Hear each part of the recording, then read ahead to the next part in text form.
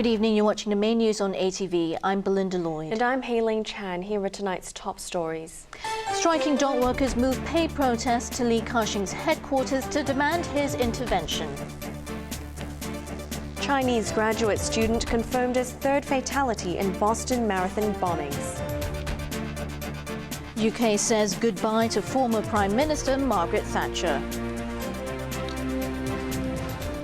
Hundreds of striking dock workers from the Kwai Chung container terminal have escalated their battle for better pay by camping outside Tycoon Li Ka-shing's headquarters in Central. They want Hong Kong's richest man to intervene, as the government has been unable to mediate a deal between the dockers and their employers. ATV's Bola reports.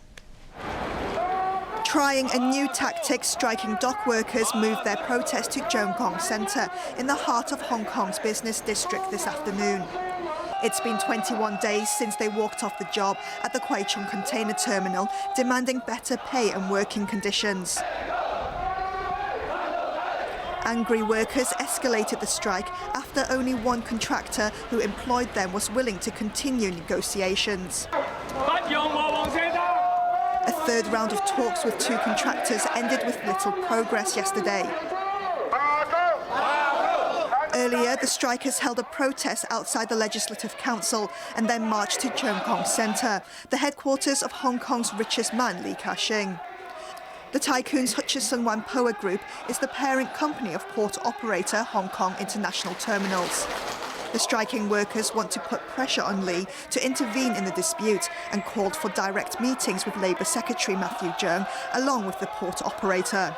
We will stay here day by day, night by night, and we want to coordinate all the Hong Kong people to come here to put more pressure and let the Li Ka-shing and Victor Li notice that now the issue is not only the dock workers, it's including all Hong Kong people are concerning about now the workers' situation.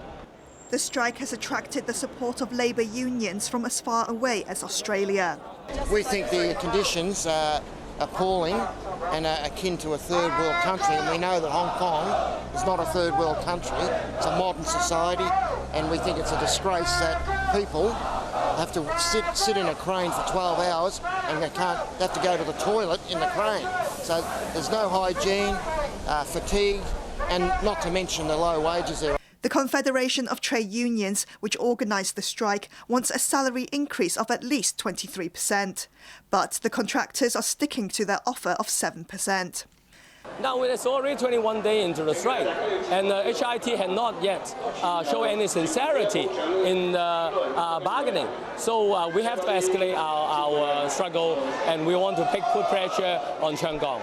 The Labour Minister insists the government is doing all it can to reach a solution and urged dockers to come back to the negotiating table.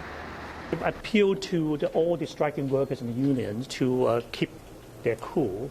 It's important to keep rational dialogue going. In fact, the dialogue is proceeding in the right direction, with the contractors making improved offer on the table.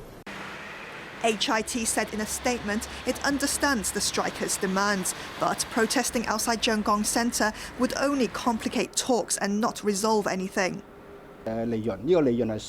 Transport Secretary Anthony Cheung admitted the strike has affected the industry, but noted cargo operations have recovered 70 to 80%. The Transport Chief said he will continue to monitor the situation and hopes the row will be settled as soon as possible so that the impact the strike will have on Hong Kong's economy is minimised. Meanwhile, 5 contractors issued a joint statement in several Chinese-language newspapers today. They pledged to improve working conditions and proactively considered different proposals, but insisted wages were set at reasonable market levels. Berlin, ATV News.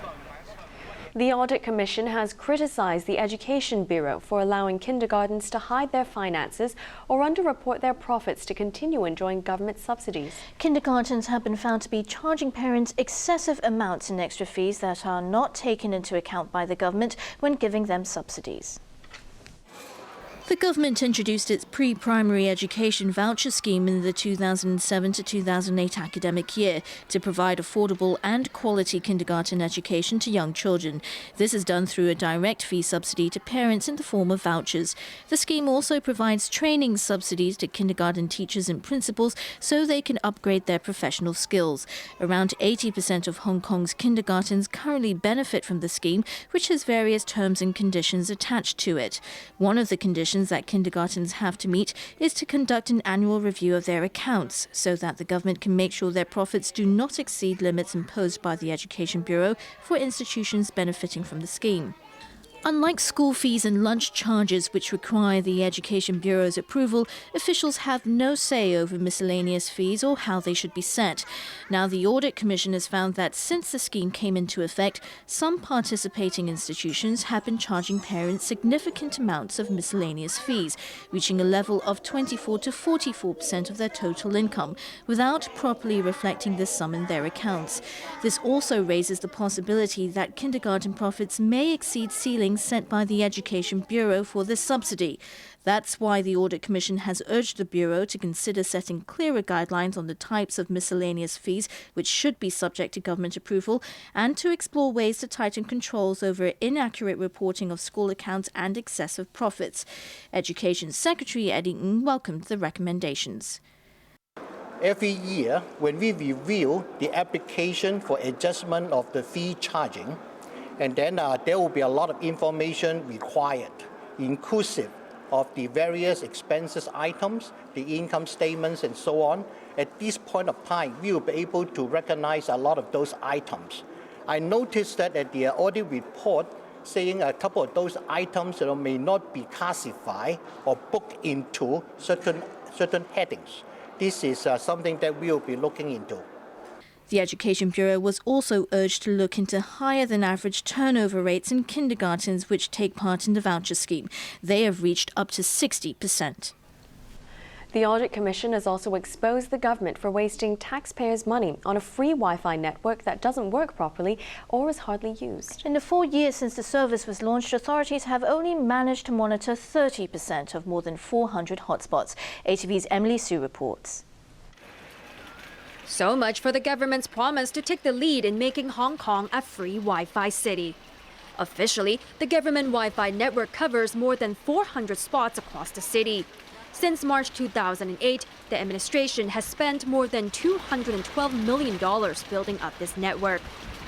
But how many of them work, and how many people know they even exist?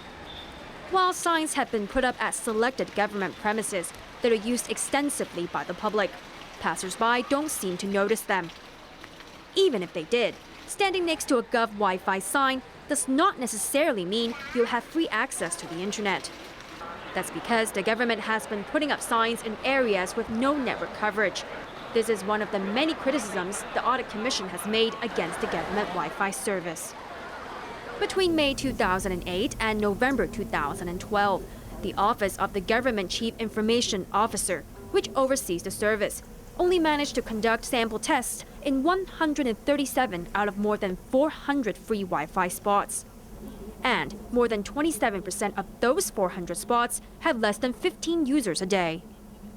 The audit report also slammed